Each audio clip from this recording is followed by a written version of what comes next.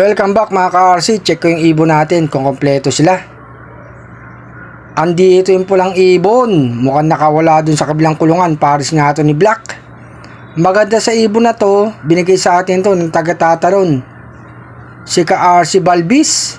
Parapol to ni Boss Gayap daw eh. Siya nakakuha mga ka-RC. Ilang beses nakawala. Pero marunong bumalik sa atin mga ka-RC. Hindi natin palakihan.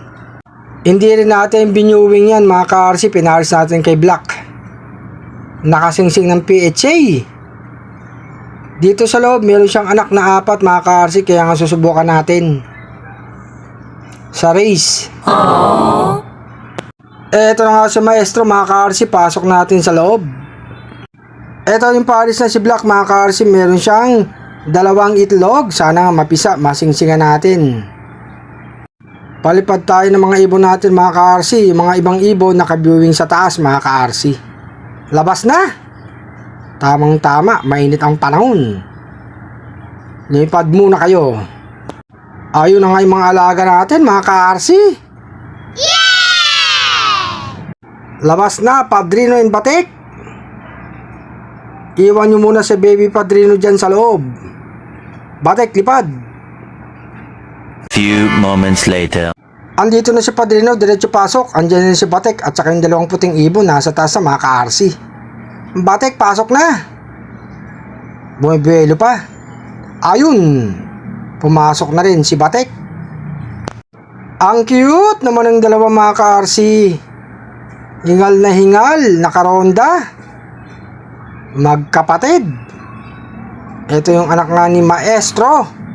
Aww. Andito na sa baba mga ka-RC. Ito medyo mailap na konti. Ito naman hindi mailap to mga ka-RC. Ayun, patingin-tingin ka pa ha. Ang cute mo talaga. Itong isa. Ayan lapitan natin. Medyo mailap ng konti.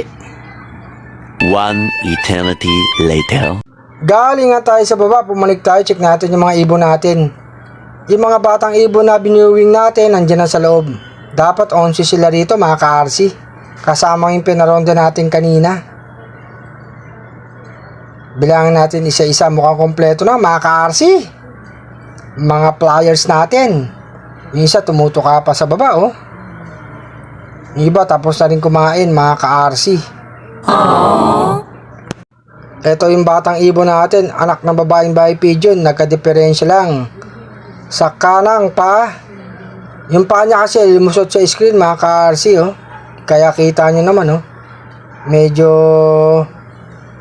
paika-ika talaga. Maglakad mga ka-RC. Sana maka-recover pa to. Batang ibon. Ang ganda pa naman mga ka-RC. Nakasingsing to ng BBCM.